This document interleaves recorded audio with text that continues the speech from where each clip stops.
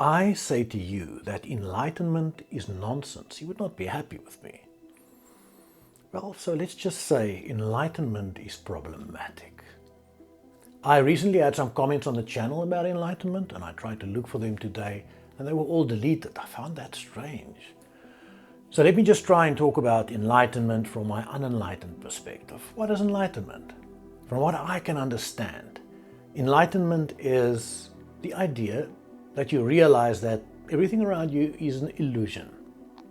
The sensory experiences is all part of that illusion, and that you shouldn't be governed by it. Otherwise you become enslaved by them. So the thoughts in your mind, the feelings you have, the feelings of the physical body, the fears you have, they are all illusions.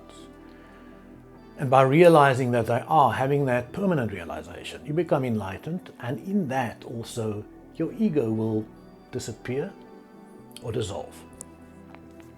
So that is enlightenment, or that's how I understand enlightenment. I could be wrong. But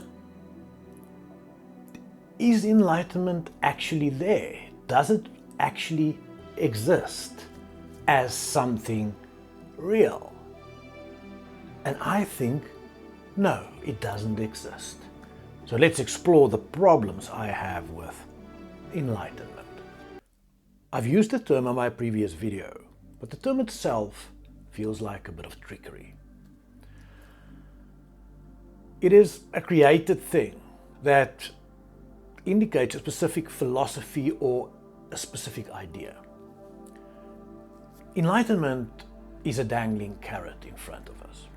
Spiritual masters would see it as the aim and inspire us to achieve that and do certain things to achieve that specific aim, and that we all are on a different stage of that journey, or that we are all already enlightened, but we are at a different stage of realizing it, that we are already enlightened. It's a bit like having a full Kundalini awakening, gnosis, full spiritual awakening, being saved and you really know it, and that you're sure you're going to heaven, those sort of things. So it is a bit of a reward system that enslaves the mind. We all have hard lives. Life isn't easy, and we feel a lot of pain, emotional, physical, and we want to get rid of that pain. And it's a nice philosophy to believe that it's not real and to distance yourself from that pain. So in a way, this philosophy acts as a bit of a crutch. And we buy into it because we don't get guarantees. We're not guaranteed that we will achieve that. That's the whole thing. Some will, some don't. It's like playing the lotto, and we're buying the tickets even though we know that we're not going to win the lotto. It's similar to that. Enlightenment has a lot to do with the eradication of your ego, the self. And that, in a way, is a paradox. The notion that you have to strive for something like enlightenment seems to be very egotistical. It's a very aristocratic, individual idea that has to be practiced by a person who wants to strive for something. It just doesn't make sense to me. If enlightenment happened by accident, then it would make sense. So maybe that's what enlightenment is. It should happen by accident, but you shouldn't strive for it. But the moment you do, it becomes a very egotistical endeavor, I believe. So it's counter to what I feel enlightenment should be, if enlightenment existed in any case. Most of the spiritual masters and saints that were enlightened or became enlightened lived a type of monastic lifestyle where they secluded themselves, maybe in a monastery, in a temple, in a secluded area, ashram or wherever, where they sort of turned away from the stimulation of the world and tried to keep the influx of information away from themselves. by turning your back on your responsibility in a way. Running away, going somewhere and sit in a cave for 30 years. That seems like running away from your responsibilities. I don't know, it just seems like the cowardly option to me. If there's a responsibility, you have to face your responsibility. That's how I believe you should do it. So if enlightenment is real, it should be achieved not in a cave or a monastery, but in real world, in real life, when you have a normal job, when you have a normal family, when you have normal life responsibilities. And that's the way that it should be done. Otherwise, I don't see the purpose of enlightenment at all.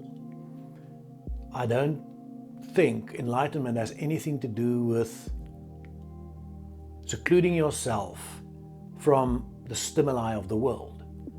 You have to experience that stimulation of the world and still be able to become enlightened, because that's the only way you will learn your lessons. That's my take on it. I don't know. Maybe I'm wrong. Enlightenment is a complicated, complex concept, abstract, very abstract. You need to be relatively intelligent to even try and understand it and aim for something like that.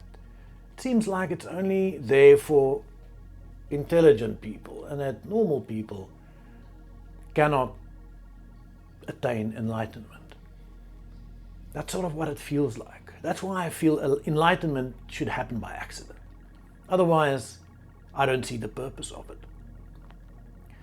Interesting thing is now science have started to talk about reality as an illusion, and that consciousness is fundamental.